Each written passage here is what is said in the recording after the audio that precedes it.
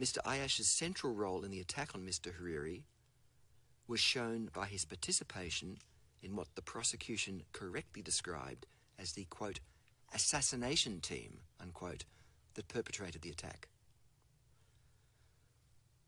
On the morning of the attack, Mr. Hariri's convoy travelled first from his home at Kuratum Palace to a session at the Parliament in central Beirut, before leaving the Parliament to return for a luncheon engagement.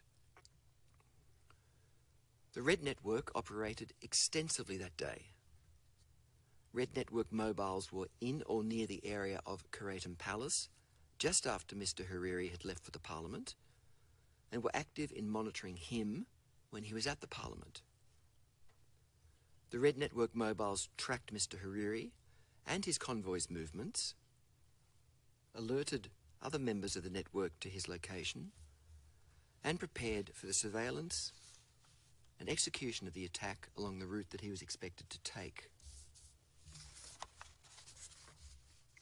This was aimed at ensuring that the explosives detonated at the exact point when the convoy was to pass. This must have included assisting preparing the Mitsubishi Canter for the attack at the crime scene. In the hour and a half before the attack, Mr. Ayyash was near the Parliament when Mr. Hariri was there, near the crime scene, and making calls to other Red Network users who were also in both locations or between them. Mr. Ayyash's calls to the other Red mobiles about an hour and a half before the attack triggered their relocation to the Parliament area, launching the beginning of the operation to assassinate Mr. Hariri. At around 12:50, Mr. Hariri departed the Parliament in his convoy to return to Kuratum Palace. Coincidental with this, Mr. Ayyash received his final Red mobile call of 10 seconds from a Red mobile user who would have had the best line of sight of the convoy's movements. Mr. Ayyash was then still somewhere between the Parliament and crime scene, which were about 2 kilometres apart. At 12:55 seconds, Mr. Hariri's convoy passed the HSBC Bank, and 8 seconds later, the explosion occurred. The Red Network mobiles were never used again. At the time of the attack, only 2 of the Red Network mobiles, including Mr. Ayyash's, were close to the crime scene. In the 2 hours before the attack, there were 33 calls between the Red Network users. Mr. Ayyash's Red 741 was the only mobile that day that was in contact with all the other Red mobiles. Its movements and its call patterns show that it had a central role in the attack. Mr. Ayyash, as the user of Red 741, coordinated some of the acts that had executed the attack. Red 741's user also fits the profile of a mobile user in the covert networks with a supervision role. The explosion was massive, and the explosives were designed to target an armoured convoy moving at speed. The blast left a crater with a diameter of around 11.4 metres and a depth of around 1.9 metres. It caused colossal damage to the buildings in its immediate vicinity. These buildings had people inside them. Terrorism is one of the most serious and heinous crimes, and this particular attack was very grave. The device was of such a powerful explosive, RDX, and so large that it was inevitably going to kill or injure numerous people who were nearby when it exploded. It was detonated by a suicide bomber in a busy public street in the middle of a weekday and caused an indiscriminate loss of life and destruction. The device exploded approximately 50 to 80 centimetres above ground level in a street lined by multi-storey buildings. This created a canyon effect that increased its destructive power. The explosion endangered property and anyone who was nearby. It was intended to, and in fact, inflicted terror. It also caused fear and panic among at least members of the public in the area of the detonation. The huge explosion attracted enormous publicity and caused many Lebanese to experience fear, insecurity, and loss.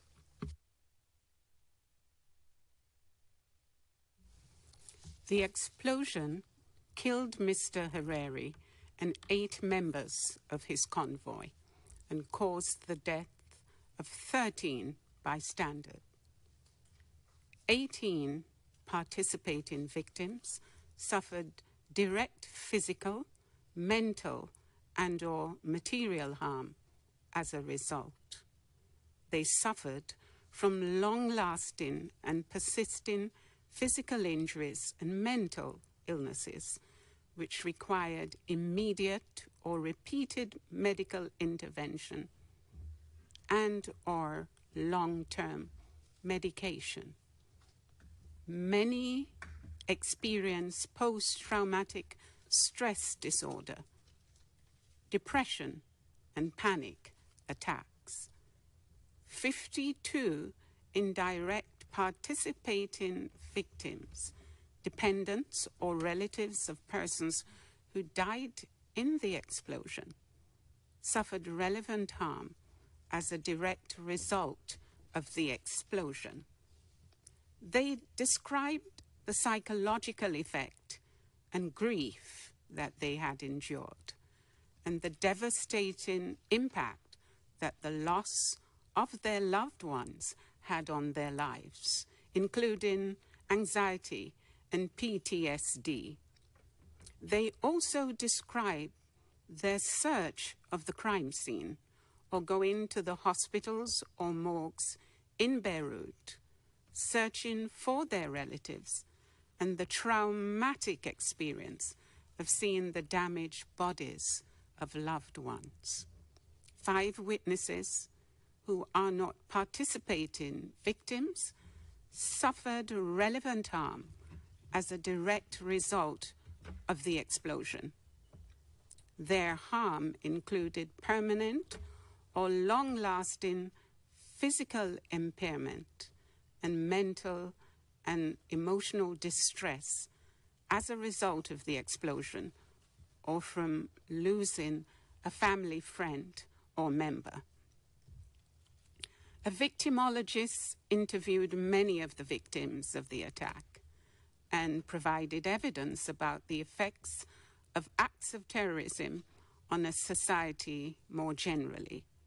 She explained that acts of terrorism spread outwards, affecting primary, secondary, and tertiary victims. In other words, the society at large. Of its broader impact, some victims said that it was an attack on the whole country. Some victims feared further attacks. Very few received any form of compensation. The same facts have proved each of the 5 crimes committed by Mr. Ayyash. The counts themselves have separate legal elements of proof. The prosecution, the Ayyash defense, and the legal representatives of victims filed written sentencing submissions. The trial chamber provided a list of questions to them arising from their submissions for a response in a sentencing hearing that was held on 10th of November 2020. The trial and the sentencing proceedings were conducted in Mr. Ayyash's absence. The trial chamber found earlier in the proceedings that he was aware of the indictment and had absconded, and all reasonable steps had failed to secure his appearance before the special tribunal. The practical effect of that is that the Ayyash defense had no direct instructions from Mr. Ayyash for its sentencing submissions. The law on sentencing. Articles 2 and 24 of the Statute of the Special Tribunal for Lebanon and Rules 171 to 173 of the Special Tribunal's Rules of Procedure and Evidence govern sentencing proceedings. Article 2 provides that the Lebanese Criminal Code and the Lebanese law of 11th January 1958 on, quote, increasing the penalties for sedition, civil war, and interfaith struggle, unquote, apply to prosecuting and sentencing at the special tribunal. But this is subject to Article 24, under which the trial chamber may sentence a convicted accused person to a period of imprisonment up to life. The 1958 law provides a penalty of life imprisonment with hard labor for terrorism offenses, or the death sentence, where the act results in death or the total or partial destruction of a building having one or more persons or people inside, or the total or partial destruction of a public building. Entering into a conspiracy to commit such an offense is punishable by hard labor for life. However, in reality, this has little effect in this case because the maximum sentence available to this trial chamber is life imprisonment.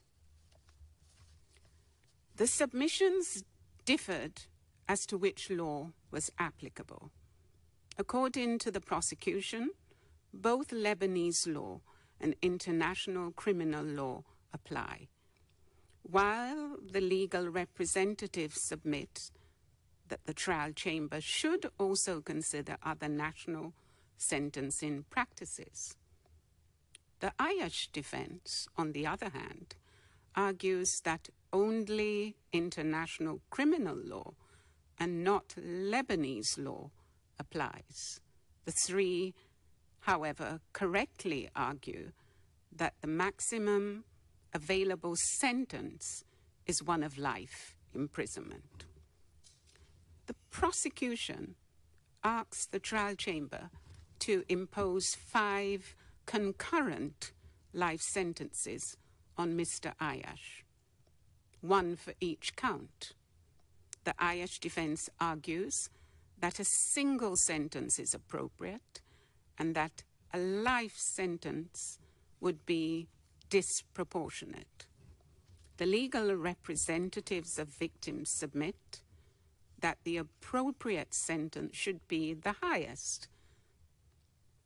That is, life imprisonment to reflect the harm to the victims and the Lebanese community as a whole.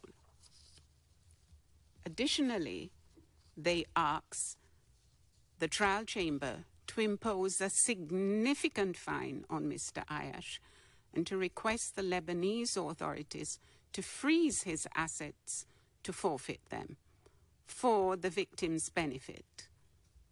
That a fund should also be created to address the harm suffered by the victims of the attack.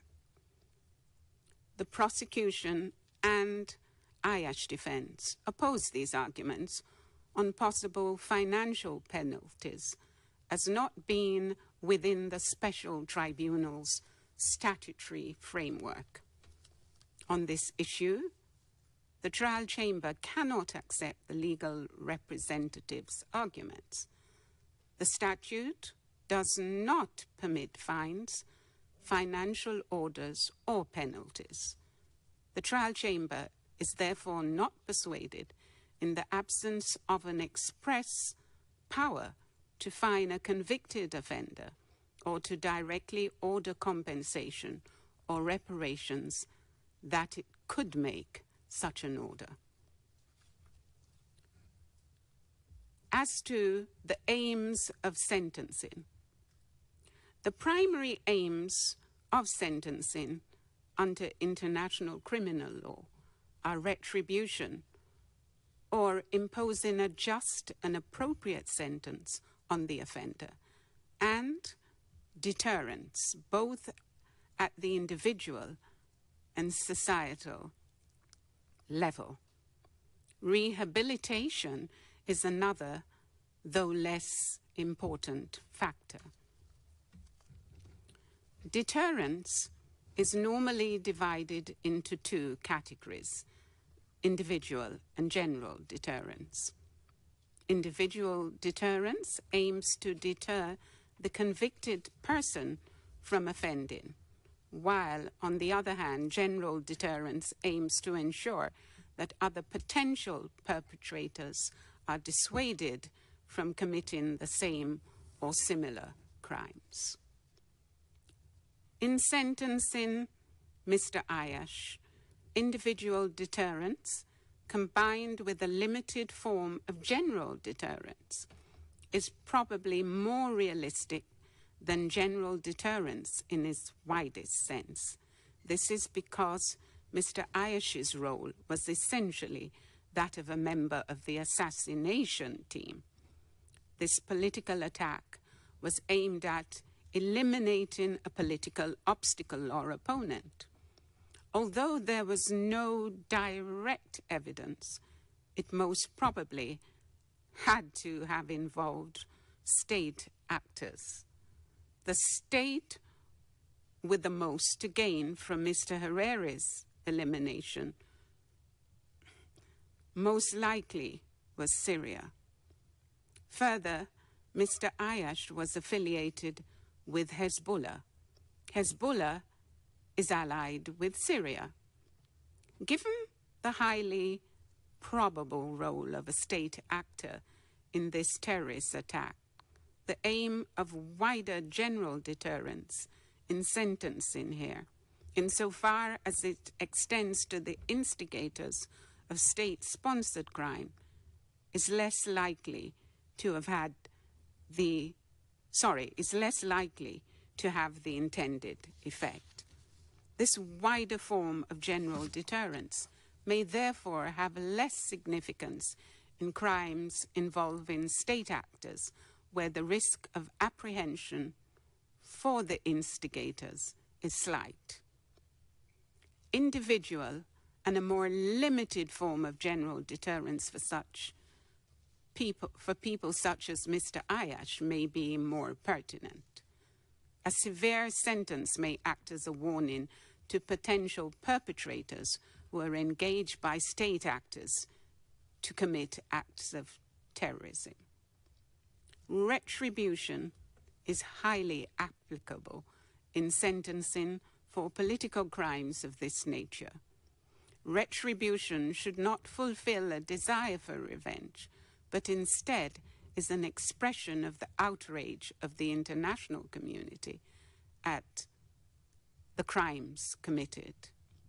This is apposite in an attack against a political figure that achieved its intended destabilizing effect in spreading terror in Lebanon for political reasons.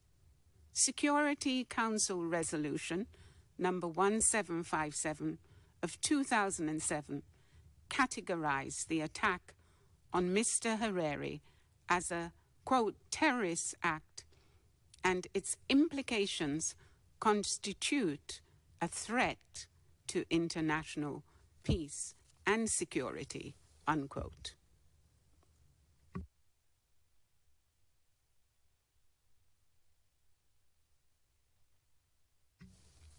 Rehabilitation is inapplicable here.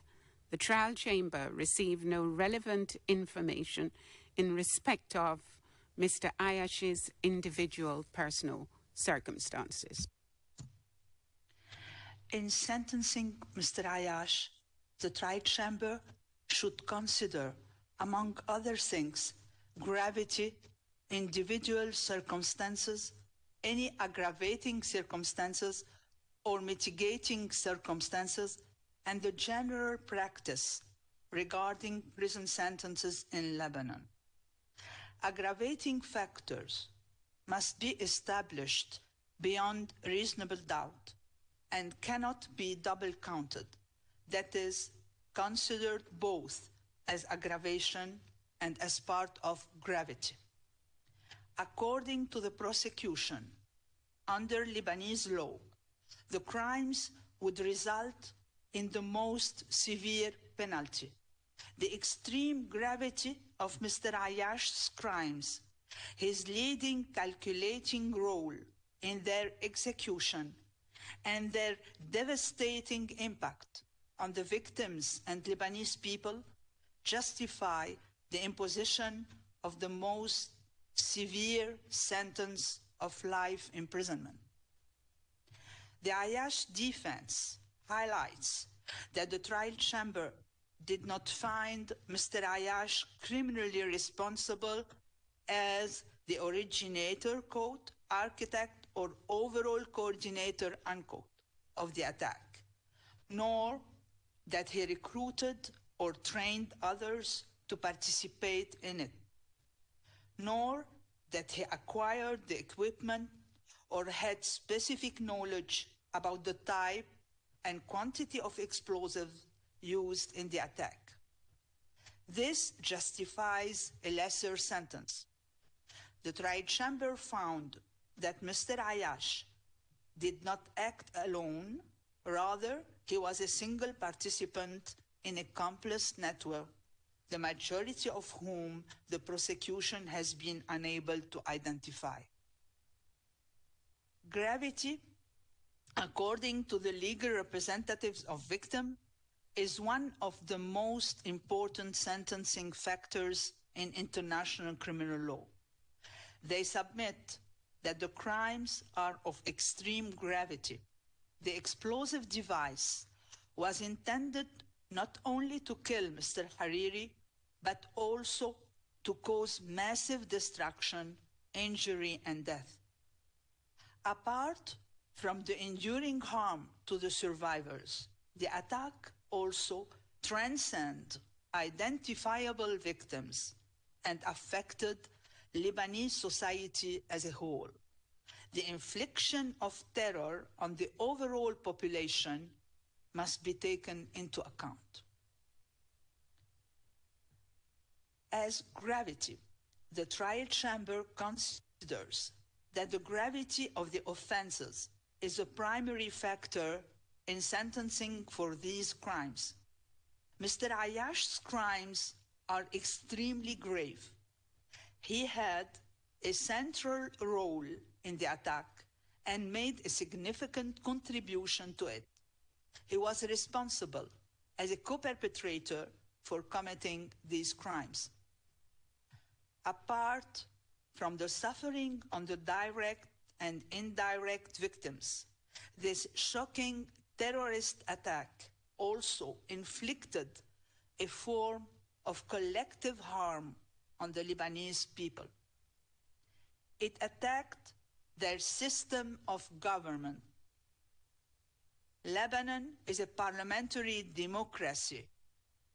Its politicians and leaders should be removed from office at the ballot box rather than by the bullet or a bomb in a terrorist attack.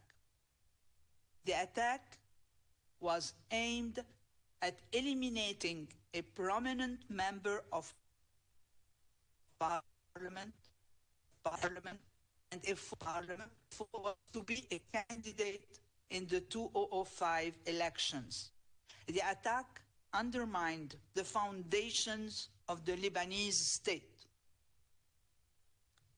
The trial chamber could have found beyond reasonable doubt that this attack on democracy could aggravate the crimes.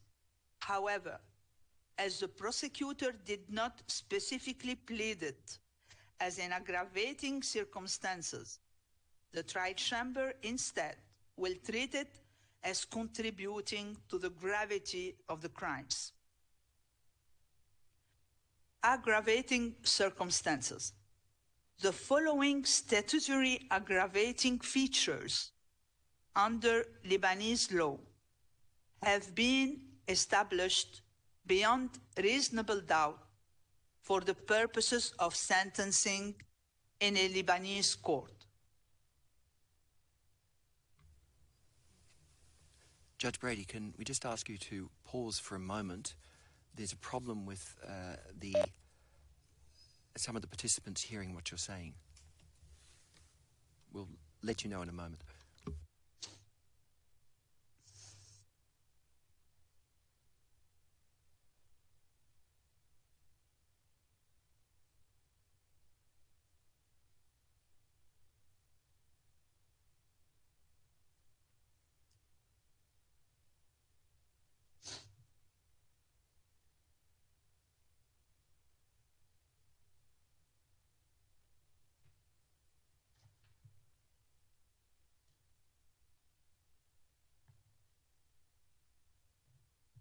Judge Brady, can you just read the last line that you read so that we can see that everybody heard what you said?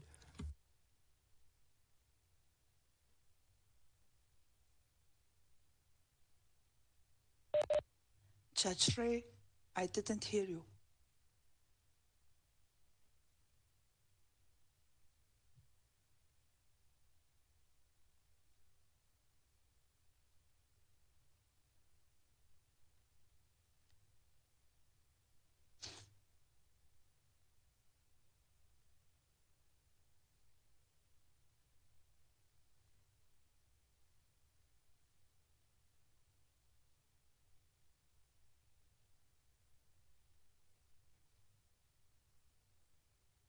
Judge Brady, would you be able to repeat the last line that you read so that we can test whether everybody heard you? Aggravating circumstances. The following statutory aggravating features under Lebanese law have been established beyond reasonable doubt for the purposes of sentencing in a Lebanese court. Count 2.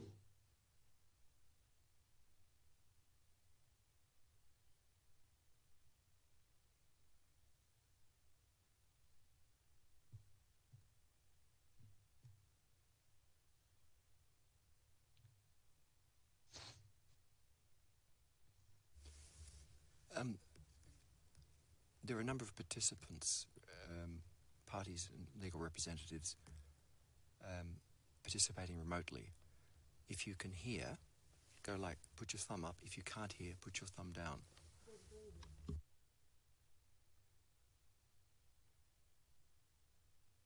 Well, looks like people can lip read and putting their thumbs down.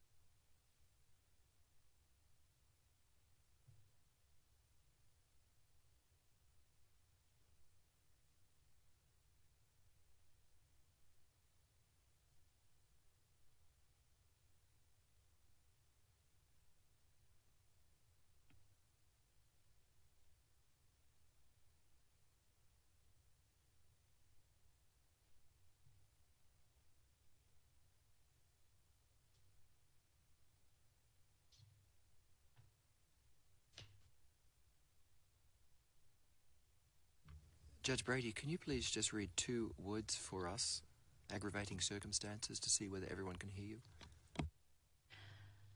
The following statutory aggravating features under Lebanese law have been established beyond reasonable doubt for the purposes of sentencing in a Lebanese court. All right. Thank you very much, Judge Brady. Now, unfortunately, the legal representatives of victims didn't hear anything you said at all from the beginning. So, they have a right to be present in the public pronouncement of a judgment and to hear the judgment being pronounced. So I'm going to have to ask you to go back and restart at paragraph 47.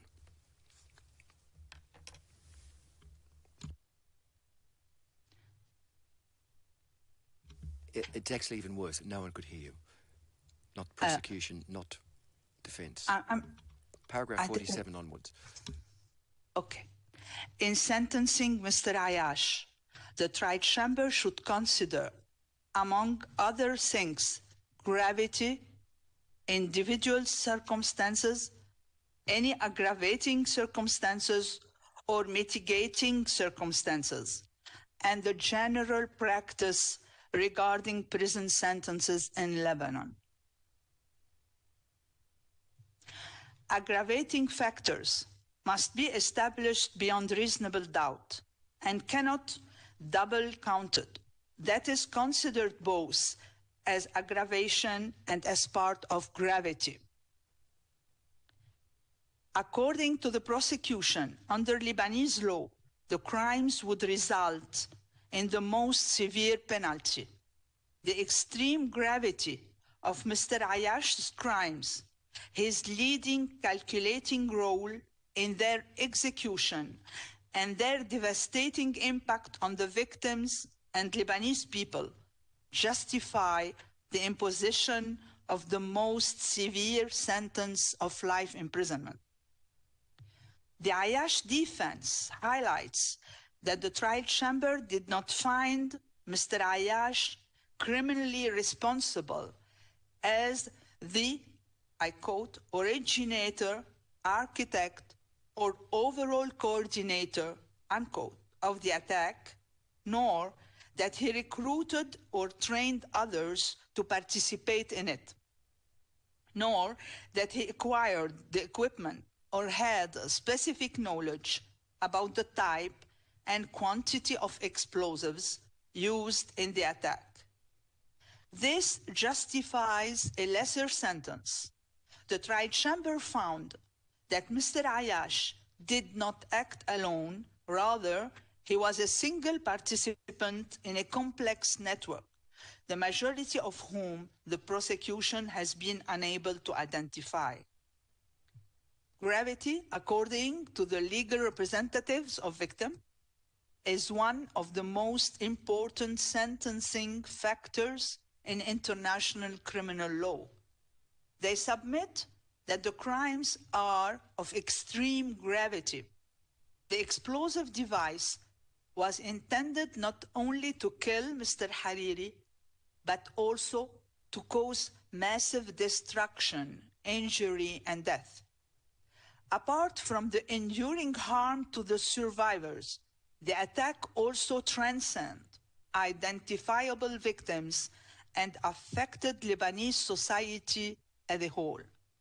The infliction of terror on the overall population must be taken into account.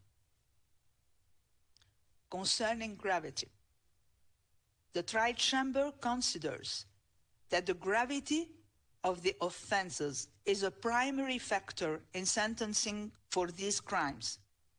Mr. Ayyash's crimes are extremely grave. He had a central role in the attack and made a significant contribution to it. He was responsible as a co-perpetrator for committing these crimes. Apart from the suffering on the direct and indirect victims, this shocking terrorist attack also inflicted a form of collective harm on the Lebanese people. It attacked their system of government. Lebanon is a parliamentary democracy. Its politicians and leaders should be removed from office at the ballot box rather than by the bullet or a bomb in a terrorist attack. The attack was aimed at eliminating a prominent member of parliament and a former prime minister who was to be a candidate in the 2005 elections.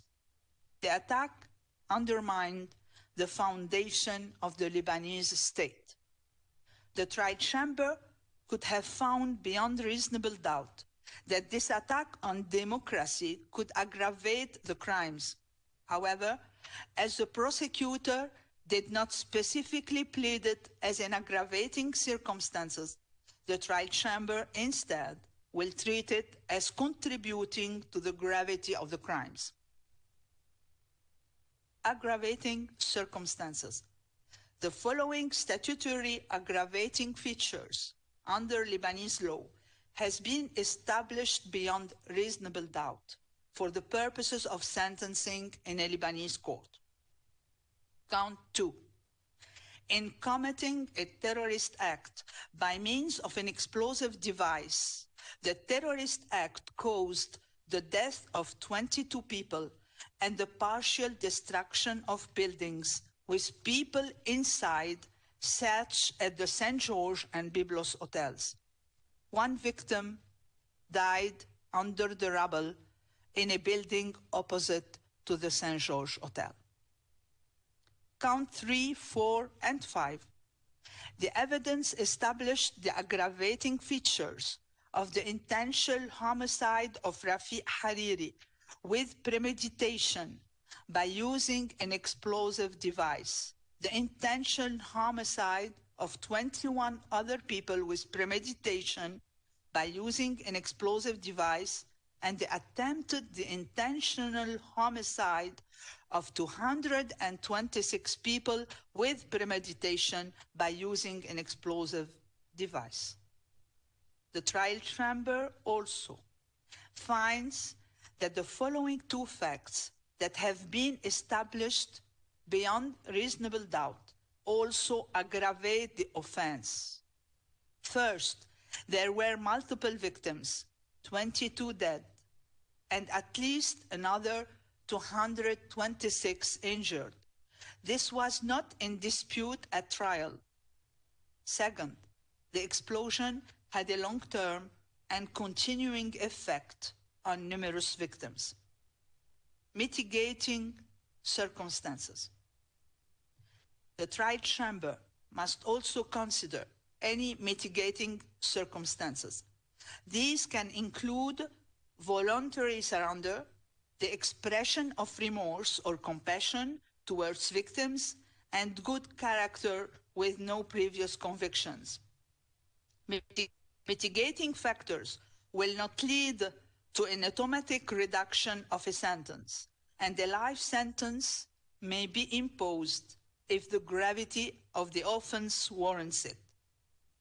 The trial chamber has received no evidence of any mitigating circumstances here. Mr. Ayyash's individual personal circumstances. Very little evidence of Mr. Ayyash's individual circumstances was put in evidence at trial, and none was adduced during the sentencing hearing. The following is known. He was born in November 1963 in Nabatiyeh, Lebanon. He married Mrs. Fatima Haj, and they had 3 children. In March 2002, he purchased an apartment in Beirut in Hadaf. He also used a family residence in Haruf in southern Lebanon. He worked for the Lebanese Civil Defense from 1986 after 2 years of education at the American University in Beirut. His first post was a technical pharmacist. As of March 1995, he was a first technical assistant. He first worked at the Al-Duwair station near Haruf until February 2002.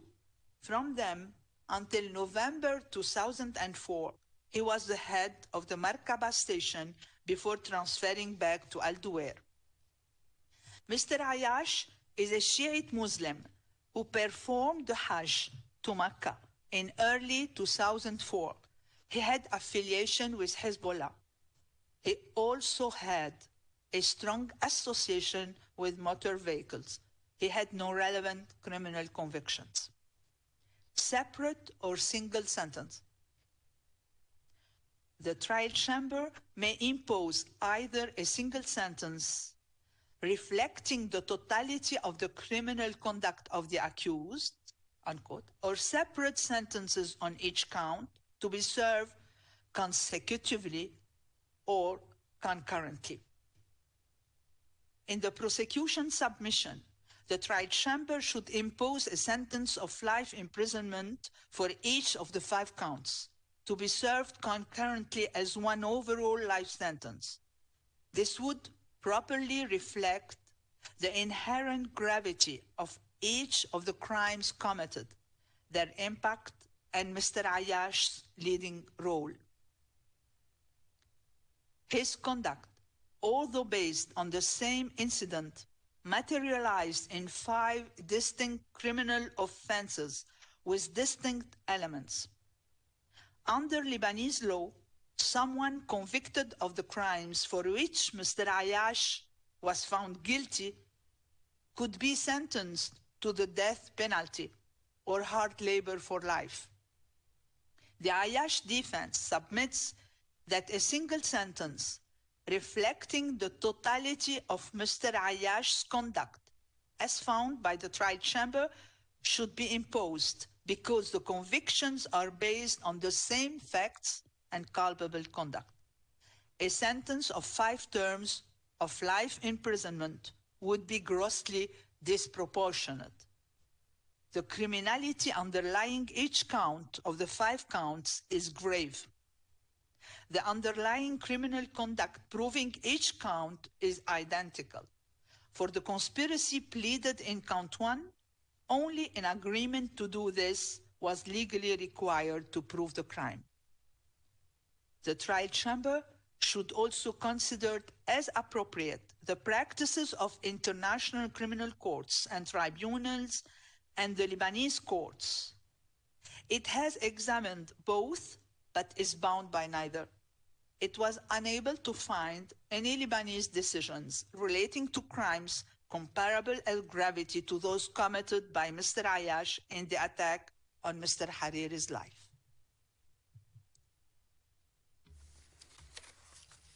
The trial chamber will exercise its discretion to impose separate sentences on each count. This approach is consistent with Lebanese judicial practice. It allows the trial chamber to avoid double counting, to clearly set out its assessment and findings of the gravity of each crime, and to impose distinct sentences for each as to reflect his culpability in a precise manner. Imposing a separate sentence for each crime allows public understanding that each crime by itself is grave.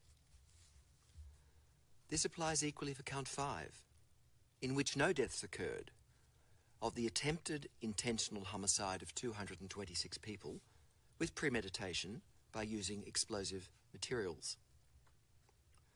All of these victims were injured, some very seriously, as a result of Mr. Ayyash's role in exploding 2,500 to 3,000 kilograms of TNT equivalent explosives in a busy Beirut street.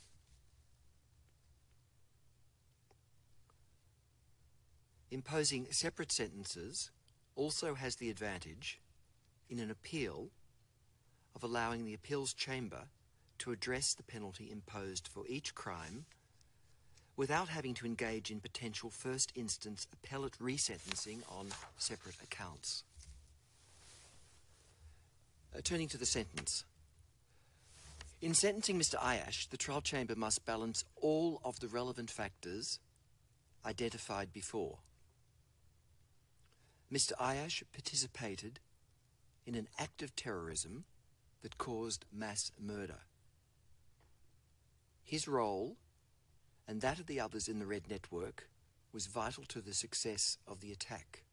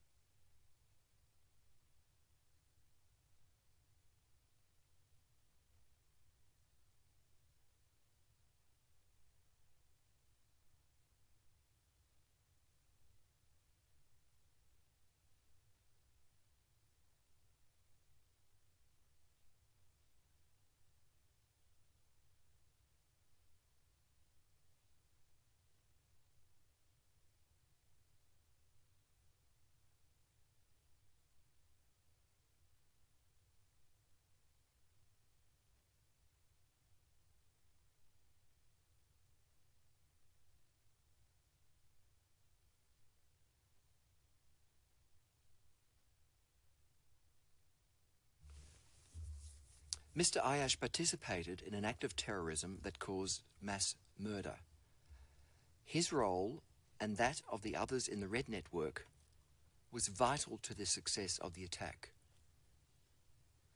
Contrary to the Ayyash defence's submissions, the mere fact that Mr. Ayyash did not himself instigate the crimes does not of itself lessen the gravity of the crimes so as to reduce the sentence. Mr. Ayyash played a leading role in Mr. Hariri's assassination. He participated in the crimes as a co-perpetrator. In noting the aggravating factors and making positive findings on gravity, the trial chamber is not double counting. The use of explosives in counts 3 to 5 are aggravating factors that will elevate the penalty if the convicted person is sentenced in Lebanon. But their use and their effect could also contribute to the overall gravity of the crimes, such as to increase the sentence. The crimes here are so grave that the trial chamber could consider each of the statutory aggravating circumstances as factors contributing to their gravity. Whichever route is taken, the result is the same.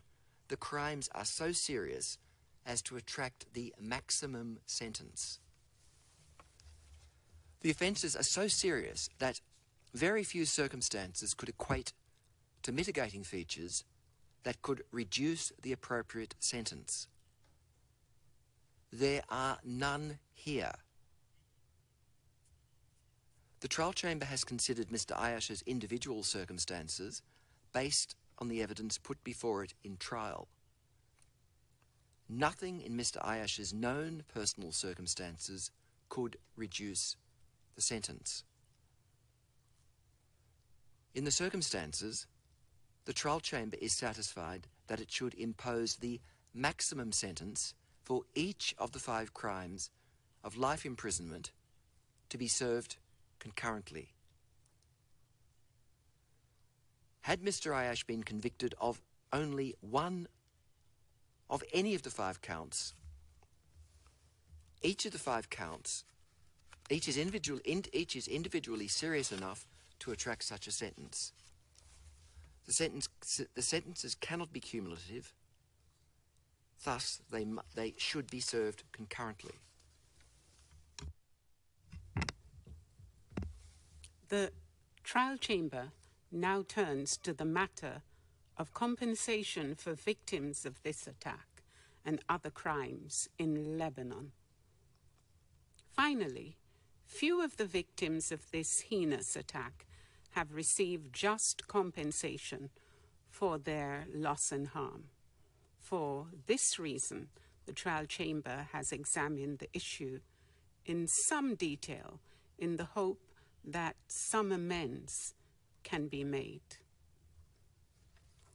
During the trial chamber received a significant amount of evidence from participating victims.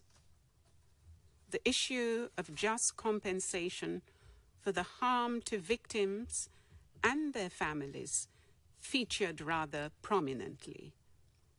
A few had received some form of compensation from the Hariri family.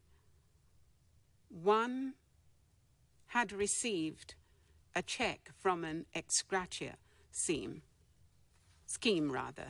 the High Relief Commission, which is subordinated to the Prime Minister's office. Some had insurance against which they could claim. Some had medical expenses paid for them. However, it appears that most receive either inadequate or no just compensation. The Lebanon has no national victims compensation scheme. The perpetrators of offenses causing harm are liable for paying compensation, and in practice, reparations are ordered against them. But this requires a judgment against them. To obtain compensation, a victim of the attack on Mr. Hariri would have to initiate a civil claim against a convicted person. However, if the claim is unsuccessful, and in this case, Mr. Ayyash has been neither located nor has he been apprehended, or alternatively, if orders for compensation cannot compensate all the victims of the attack, the victims have no further options for claiming and receiving compensation. The legal representatives seek the establishment of a trust fund for victims of Mr. Ayyash's crimes, namely those of terrorism, noting that this case is, quote unquote, this case is a starting point, referring to the lack of a general victims compensation scheme in Lebanon. They asked the trial chamber to recommend the creation of one. They also refer to the United Nations General Assembly resolutions on victims' rights from 1985 and 2005 that set out basic principles and guidelines. These state that if a person liable to pay reparations is unable or unwilling to do so, a state should undertake efforts to provide compensation. The Special Tribunal, unlike the International Criminal Court, has no statutory compensatory or reparations mechanism. The statute does not authorize the trial chamber to make financial orders against a convicted, accused person, such as to pay compensation or reparations to a victim of crimes within its jurisdiction.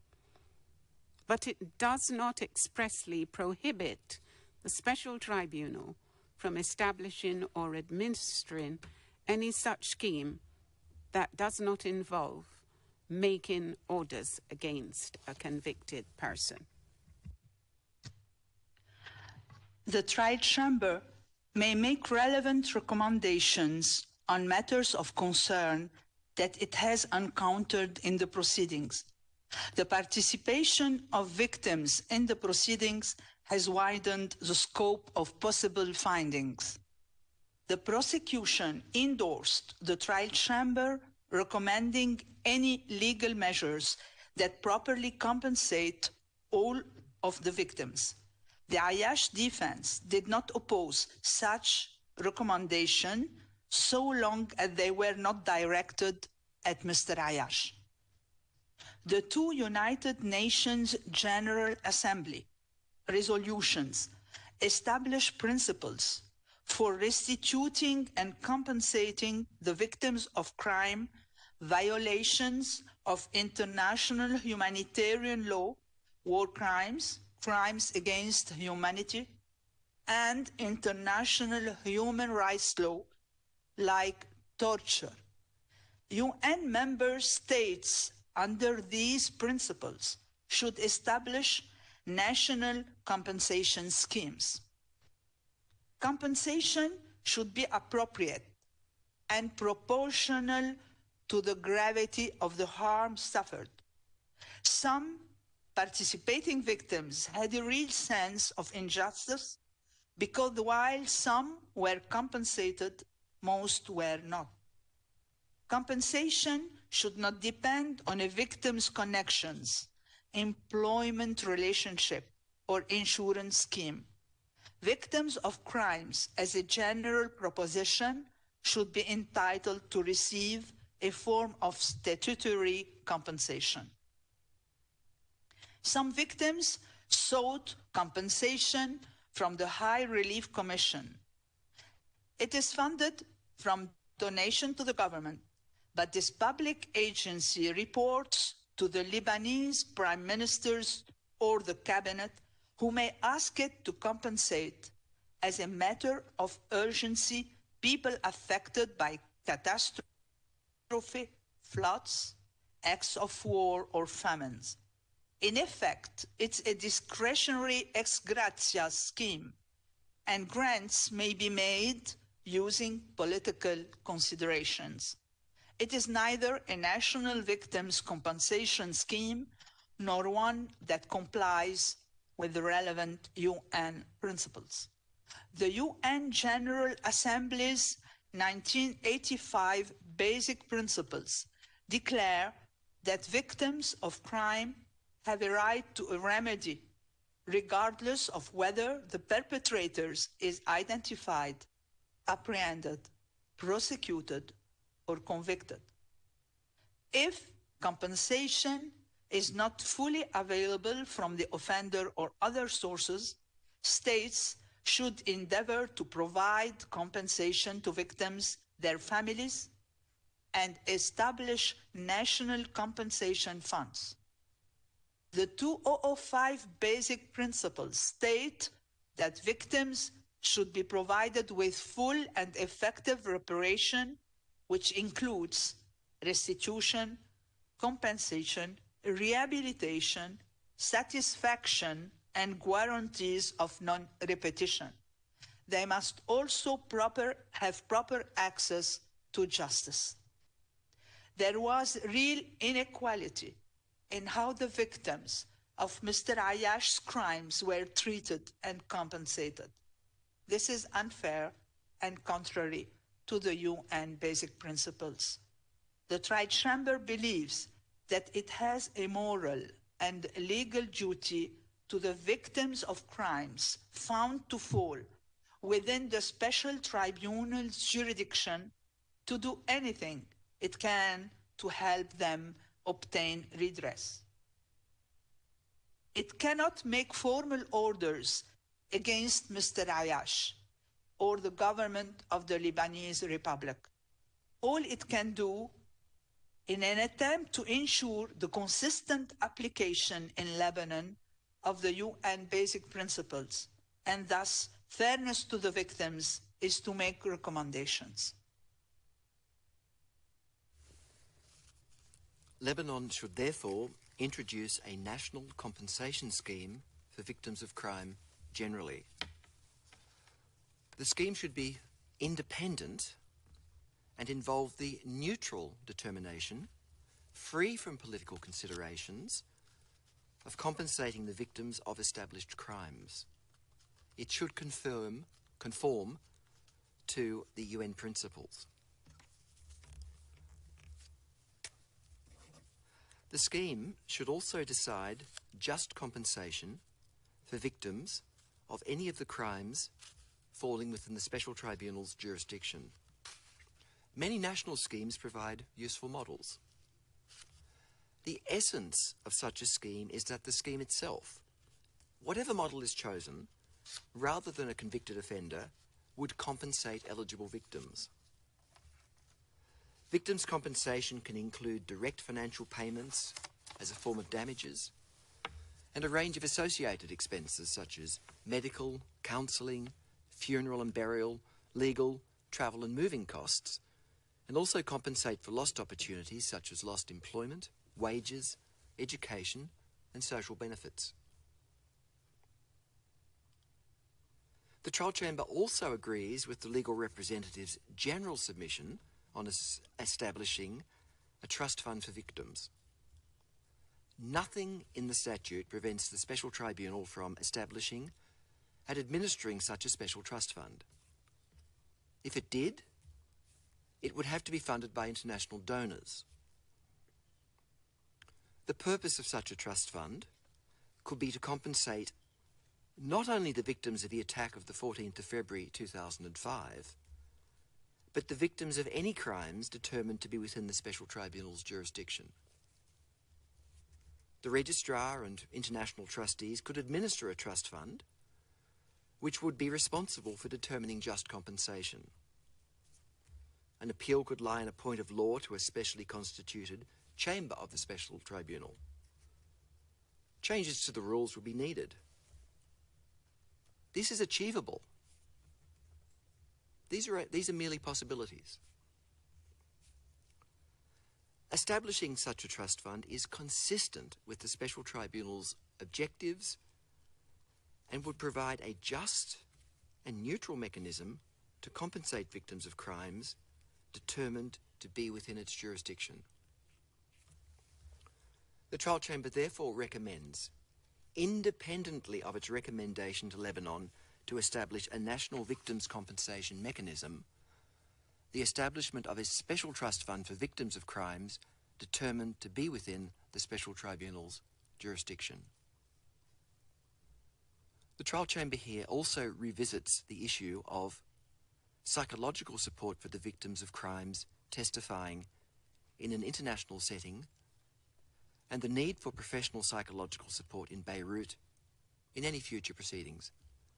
It recommends that the Registrar and the Victims Participation Unit consider this recommendation. The disposition is the following. The Trial Chamber imposes the following sentences on Salim Jamil Ayyash to be served concurrently.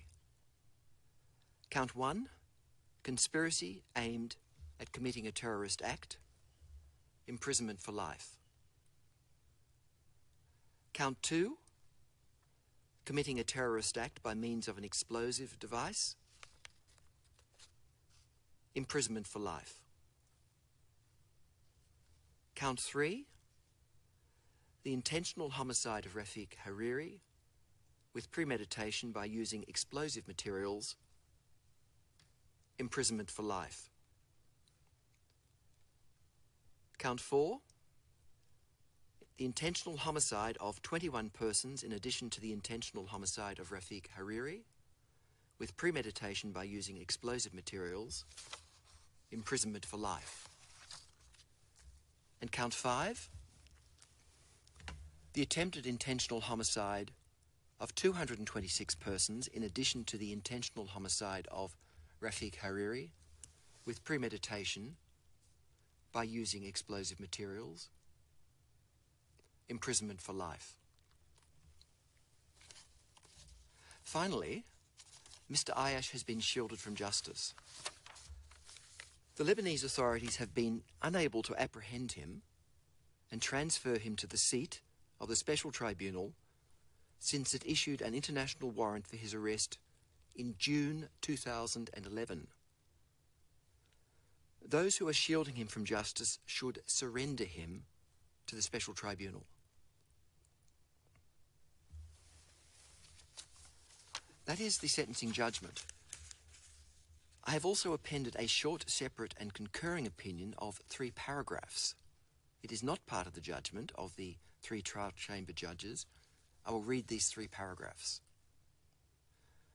On the 17th of August 2011, the Special Tribunal publicly announced the indictment of Salim Jamil Ayyash, Mustafa Amin Badruddin, Hussein Hassan Onesi, and Assad Hassan Sabra.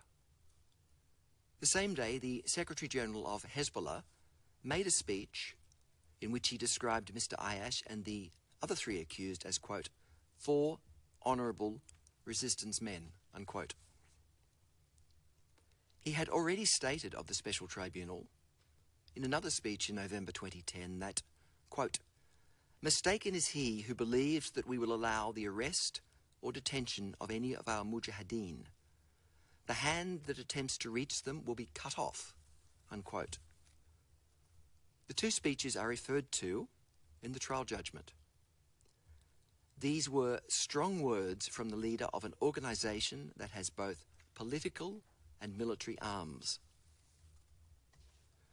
In the intervening years, despite the best efforts of the Lebanese authorities, Mr. Ayyash has not been apprehended. In my view, a strong inference is available from the above as to who has been shielding him from justice for all of these years. That is my short, separate and concurring opinion. The trial chamber has also issued new international arrest warrants for the apprehension of Salim Jamil Ayyash and his transfer to and detention at the Special Tribunal's detention unit in the Netherlands. The registrar has been ordered to transmit the arrest warrants to the government of the Lebanese Republic and the government of the Kingdom of the Netherlands.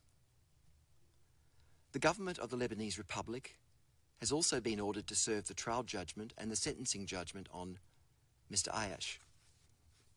Additionally, the prosecutor has been authorised to request Interpol to issue and circulate red notices relating to Mr. Ayyash.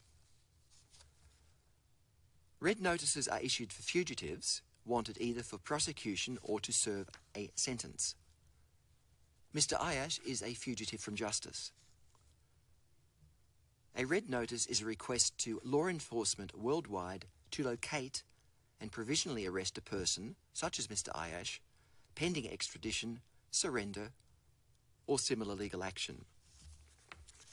These are circulated to the 194 Interpol member countries and are normally valid for 5 years. I have also appended a declaration to the judgment on some issues of judicial integrity at the Special Tribunal for Lebanon, including judges attempting to interfere with witness testimony during the trial and financial impropriety. I'm calling on the Secretary-General of the United Nations to intervene to restore judicial probity and integrity at the Special Tribunal for Lebanon. The judgment will shortly be available on the Special Tribunal's website. We won't be distributing bound hard copies to the parties and legal representatives today because they are all participating remotely, but this will be done as soon as is practical.